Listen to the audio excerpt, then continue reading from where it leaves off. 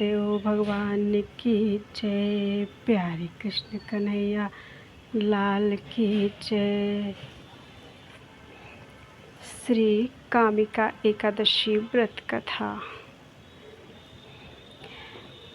कुंती पुत्र धर्मराज युधिष्ठिर कहने लगे कि हे भगवान, आषाढ़ शुक्ल देवशयनी एकादशी तथा चातुर्मास्य महात्म्य मैंने भली प्रकार से सुना। आप कृपा करके श्रावण कृष्ण एकादशी का क्या नाम है सो बताइए। श्री कृष्ण भगवान कहने लगे कि हे युधिष्ठिर, इस एकादशी की कथा एक समय स्वयं ब्रह्मा जी ने देवर्षि नारद से कही थी, वही मैं तुमसे कहता हूँ। नारद जी ने ब्रह्मा जी से पूछा था कि हे पितामह, श्रावण मास के कृष्ण पक्ष की एकादशी की कथा सुनने की मेरी इच्छा है। उसका क्या नाम है और क्या विधि है, उसका महात्म्य क्या है, सो कृपा करके कहिए। नारद जी के ये वचन सुनकर ब्रह्मा जी ने कहा, हे नारद, लोकों के हित के लिए तुमने बहुत सुंदर प्रश्न किया है। श्रावण मास की कृष्ण पक्ष की एकादशी का नाम कामिका है। उसके सुनने मात्र से वाजपेय यज्ञ का फल मिलता है। इस दिन शंख चक्र गदाधारी विष्णु भगवान का पूजन होता है, जिनके नाम श्रीधर, हरि, विष्णु, माधव, मधुसूदन हैं। उनकी पूजा करने से जो फल मिलता है सो सुनो।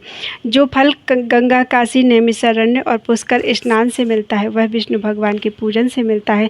जो फल सूर्य व चंद्र ग्रहण पर कुरुक्षेत्र और काशी में स्नान करने से, समुद्र वन सहित पृथ्वी दान करने से, सिंह राशि के बृहस्पति में गोदावरी और गंडकी नदी में स्नान करने से भी प्राप्त नहीं होता, वह भगवान विष्णु के पूजन से मिलता है।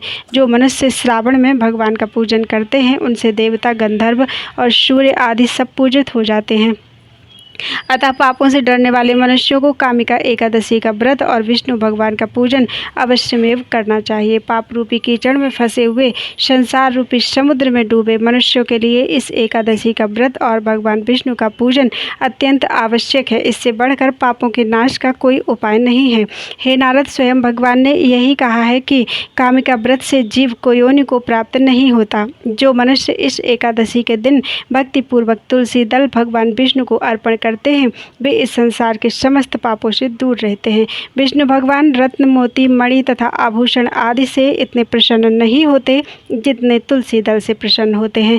तुलसी दल पूजन का फल 4 भार चांदी और 1 भार स्वर्ण के दान के बराबर होता है। हे नारद, मैं स्वयं भगवान की अतिशय प्रिय तुलसी को सदैव नमस्कार करता हूँ। तुलसी के पौधे को सींचने से मनुष्य की सब यातनाएं नष्ट हो जाती हैं। दर्शन मात्र से सब पाप नष्ट हो जाते हैं और स्पर्श से मनुष्य पवित्र हो जाता है। कामिका एकादशी की रात्रि को दीपदान तथा जागरण के फल का महात्म्य चित्रगुप्त भी नहीं कह सकते। जो इस एकादशी की रात्रि को भगवान के मंदिर में दीपक जलाते हैं, उनके पितर स्वर्गलोक में अमृतपान करते हैं तथा जो घी या तेल का दीपक जलाते हैं, वे 100 करोड़ दीपकों से प्रकाशित होकर सूर्य लोक को जाते हैं।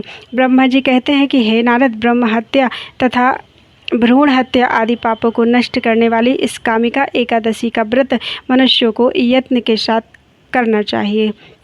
कामिका एकादशी के व्रत का महात्म्य श्रद्धा से सुनने और पढ़ने वाला मनुष्य सब पापों से मुक्त होकर विष्णु के लोक को जाता है।